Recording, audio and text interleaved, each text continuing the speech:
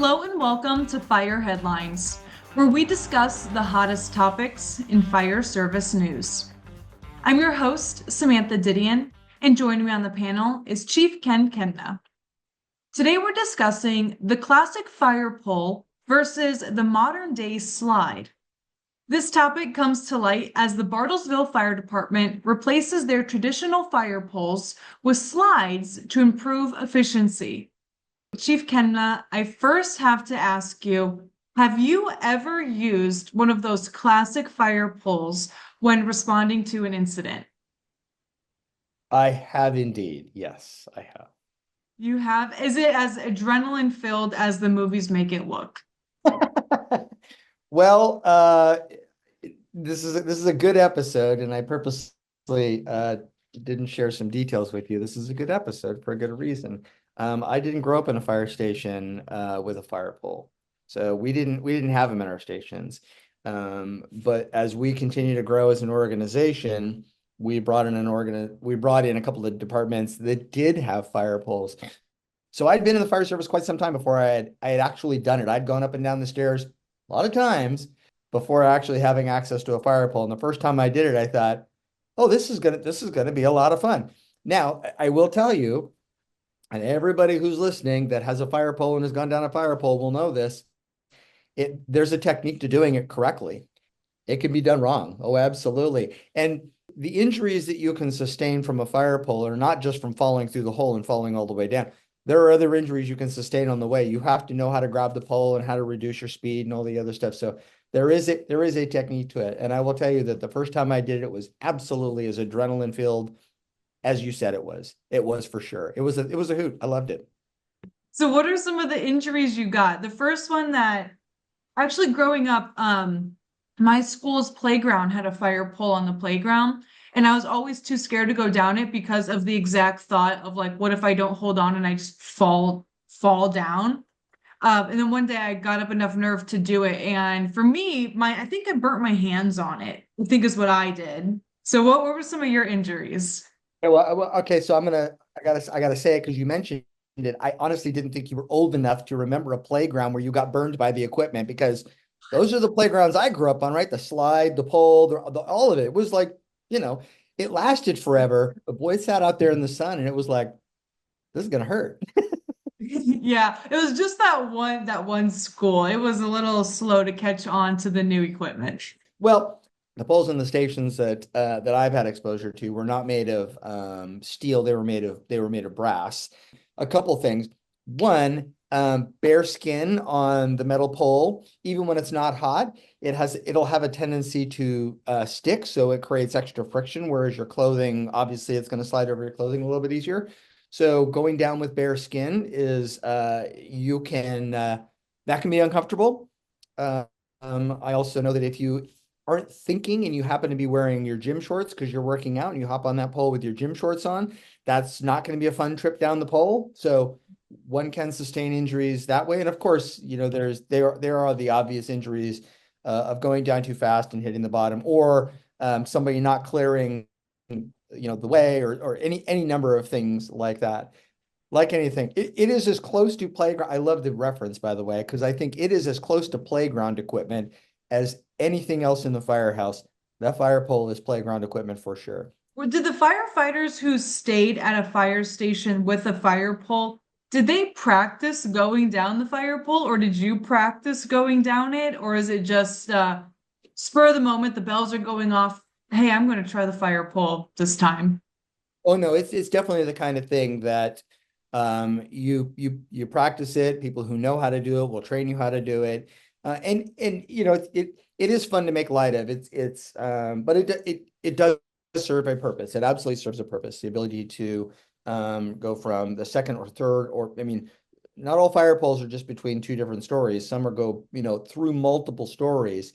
So to be able to get all the way down, from back in the day, from the third floor all the way down to where the steamers are, the engines are down on the, on the apparatus bay. It can take a long time to go down the stairs, and a lot of other people and stuff. So they do serve a legitimate purpose. But yeah, it is not something you just do because you did it on the playground and you think, oh, what's to know? It is absolutely the kind of thing that can get you in trouble. Not to mention, like I said, when you're doing it, it in some stations, one of our stations had two fire poles on opposite sides. The other one only had the one. Mhm. Everybody's coming from all over the station. They're working out, they're cooking, they're doing, writing reports, or studying, doing whatever it is they're doing. They're coming from all different directions.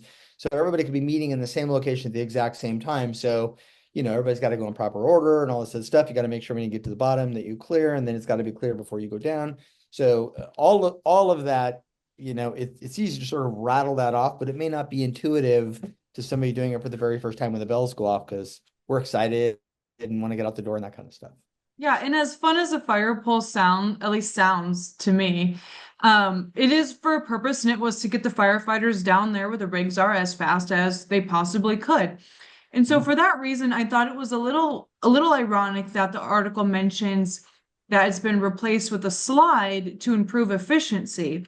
Because in my mind, I'm thinking, I would think a fire pole would be a lot faster than a slide, but we've already talked about so many things that you have to be conscious of when using a fire pole. I think that list might be shortened quite a bit when thinking about your modern day slide. So how do you think a fire pole compares to a slide when it comes to efficiency in firefighter response? Well, the part that is so interesting about this story is I actually grew up in a firehouse with a slide. Oh, So so not the pole, but the slide.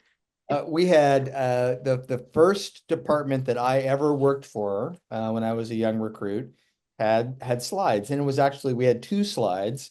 One came from one side of the second story, and one came from the other, and they both came together and met sort of in the middle. So crews were coming from both sides of the station, and they met in the middle. And I want to say there was maybe between the base of the slides, there's probably 8 to 10 feet between the two slides, so people could come down at the exact same time and not run into one another. Um, how do I think they compare? Well, I think they're safer because I mean, if you're not doing a slide correctly, you can absolutely be injured. I certainly wouldn't say you wouldn't be injured. In fact, I've seen people injured on the slide for sure. Absolutely. The penalty for failure is a little bit lower because falling from the second story to the first story unaided, you could kill yourself very easily or injure yourself very severely. Could you injure yourself severely on a slide? Absolutely. Is it likely you're gonna, perish or break your neck? Maybe a little bit less. Right. Now, I will tell you that both fire poles, like everything in the fire department, if you behave like an adult and you use it like an adult and you treat it like you were properly trained and all the other stuff, no issues. I I will not confess to doing anything other than that because I was always a good boy. But slides are a lot of fun. Yeah, no, I know exactly what you mean. Like the chances of you getting hurt from someone falling, like, not waiting for you to clear at the bottom of a fire pole and like falling onto your head versus someone just running into your back on a slide, significantly less damage is going to be done between the two, more than likely. Yes, and to be honest with you, it's the way you slow your descent on a slide, because this at least the slides in our station, I suspect they are in the ones in the article as well. They're made of stainless steel, much like stainless steel countertops. So the level of care and how clean they are and all the other stuff has a lot to do with your ability to slide safely and all of that. It is really easy to control your speed on a slide if you just are mindful of it. It's really not that difficult. I actually quite enjoyed it. I thought it was nice. Did it save a lot of time from going down the stairs? Yeah, it might have saved a little bit of time. It was certainly a lot more fun than going down the stairs. Yeah, and so you're talking about time, and that's kind of where all of these innovative ideas, the poll, the slides, that's where it all came from, is to save time. Do you think that these few seconds that a poll or a slide save a firefighter really, really matter, or can it make much of a difference in an emergency response? The way we design fire stations today, is entirely different than the way fire stations were designed 20, 30, 40, 50, certainly a long time ago, many years ago. Very different. And for that reason, we really have come a long way in understanding how to design the fire stations to make it easier for people wherever they are in the facility to be able to get to the apparatus and respond quickly. From the moment somebody picks up the phone and calls 911, there are all kinds of things that must take place. The phone rings at the dispatch center. Somebody needs to pick up the phone. They need to get the information. They need to create the call. They need to determine what the call is so that they can dispatch the right equipment and all the other stuff. That takes time. It takes time just for to pick up the phone. Then it takes time to figure out what's going on the call. Then it takes time to dispatch the call and push the button, and then the bells ring. Any place where we can minimize time and delay in resources getting to the scene, we want to. And as an accredited agency, one of the things that we found after many years of being accredited was we were just looking for any little minute improvement that we could find to get people to the scene more quickly. The chunk of time that is the most challenging is once the rigs start rolling to the time that they arrive on scene, because now you're driving on the road. We don't want people driving faster than they should. We don't want them taking unnecessary risk. All of those kinds of things. So the argument is we're not going to say, drive faster, drive. We don't want any of that, but we want you to get out of the barn as fast as you can. So the way we design fire stations now is fundamentally different to ensure that we're doing that. We're sort of redesigning them to make it easier for everybody to get on the rig and to respond more quickly.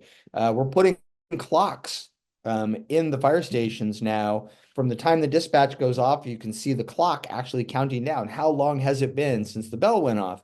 And that simple visual reminder is an eye opener when you see it for the very first time, because you think, I just went from there to there. It's like, where all the time goes. So all these little things are critical for us to shave those tiny little bits of time off. And yeah, polls and slides, they certainly play a part in that. I think there's probably plenty of people listening to this podcast that would say, yeah, it didn't make a bit of difference. It doesn't make any time difference, and the risk probably isn't worth it. But they are what they are, kind of a thing. I can't argue against that. I've run my share of organizations, and I totally understand that. But that is really the goal, is to try and get people out of the door more quickly. And those, a second here, a second there does make a big difference. Yeah. And looking back on the past, like, I don't know, 50 years worth of change that the fire service has gone through, like those little improvements, they probably are saving like 5 minutes now, like 5 to 10 minutes. And you can make a world of a difference in an emergency situation with 10 minutes. And also what we're talking about is it's the 1% law. So for anyone listening who's read the book Atomic Habits, have you read that book? I haven't. Well, it's a very popular self-help book, and then obviously it's January. A lot of people read it for their New Year's resolutions, trying to build better habits. But something that they talk about in Atomic Habits is the 1% law, which refers to the idea that even making a tiny 1% improvement each day can lead to a significant long-term results due to the compounding effect. In the book Atomic Habits, I think they are specifically talking about some bicycling team, and they got a new head coach who was really focused on this 1% law, and they changed so much, all the way down to the uniforms they were using, to the color that the vehicle that was transporting their bicycles. I think they painted the entire inside of that white so they could see how dirty it was and see like the dust buildup on their bicycles. Like, they were very, very particular, because they're just looking at the 1% margins that can make a difference. And the story goes on to talk about the success that cycling team eventually achieved, because before they were so bad that one of the bike companies didn't even want them using their bicycles because they were so bad and they thought it would be bad for business. And so now they're like one of the best bicycling teams or something like that. I could be getting parts of the story wrong, so I encourage everyone to look it up. It's the 1% Law in Atomic Habits. But that's kind of what we're talking about here with making the small improvements to the fire stations to make a more long-term result in the responses, right? Yeah, and there's a lot of different things. And if I think back through the fire station, we'll use the one with the slides as an example. It was innovative at the time. It was unique. People made a big deal about it. They found it really entertaining. We would get tours that would come through the fire station, and of course, all the kids want to go down the slide in the fire station. Oh, I bet. Yeah. Mhm. Slide, right? I mean, it was really innovative for its day. And fire stations are tough because you build them and they last a long time, and so you don't get a chance to redesign them every few years and change them and make them more efficient as you learn new things. But it has evolved quite a bit. As I'm thinking about it, the slide specifically, at the station I'm thinking of, there's two slides. Like I said, there's one from the dormitory area, and one from the other side of the station where there's a captain's dormitory and the day room and the kitchen and everything is on the other side. Okay.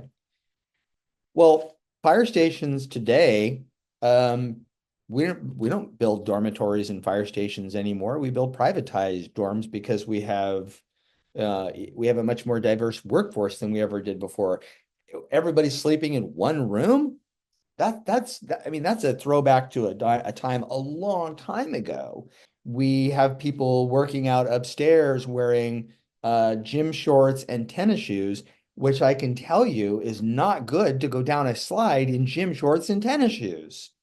Even though as kids, like to your example earlier, that's kind of what we did. But tennis shoes stick, bare skins. It's like, so all these little things. So that when those slides were put in that fire station back in the day, we still wore turnouts inside the fire station.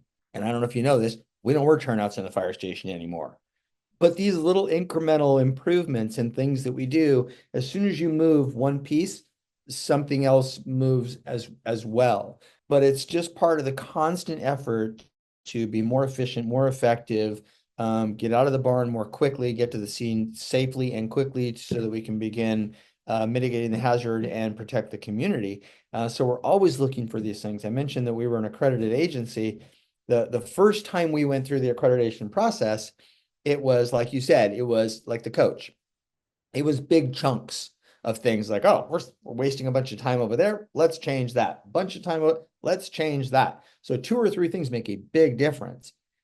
After you've done it a time or two and you've gone through that process and you've made those improvements, now you're splitting hairs. You're like, does the color of the walls make a difference now? You know what I mean? To your point about the color of the van, it's like you're looking for anything to make just the tiniest little increment, but they do. These things do make a difference. I will occasionally visit that fire station today, even though I am retired, and I will tell you that I go down the slide every time. It's probably better on the joints and everything too. It is. It is better on the joints than everything else. You are right about that. All right. Is there anything you'd like to add before we wrap up today's topic? It's a really good topic, and I would actually encourage us to continue to dig into this one here a little bit because there's a lot more. I mean, we talked about turnouts, we talked about dormitories, we talked about how the fire service is changing, and I think it's easy for us to look at the fire services, though it doesn't really change. Trust me, that could not be further from the truth. There may be things about the fire service that don't look like they've changed, but fire service is a fundamentally different organization than it was when I started. And we've made some vast improvements in station design, equipment purchase, healthy environments, all that other kind of stuff. And I think it's an area that we could continue to talk about different parts of how we've evolved our fire stations, our equipment, all that other kind of stuff. And I just think it's a great area to talk about because it shows that we don't have our head completely in the sand, that we can learn. Thank you for bringing that up and for sharing your expertise. It's so cool that you got to experience a fire pole and a fire slide. So your insights were really valued on this topic today. So thank you for that. And thank you to our listeners for tuning in. A link to the article we discussed can be found in the show notes of this episode.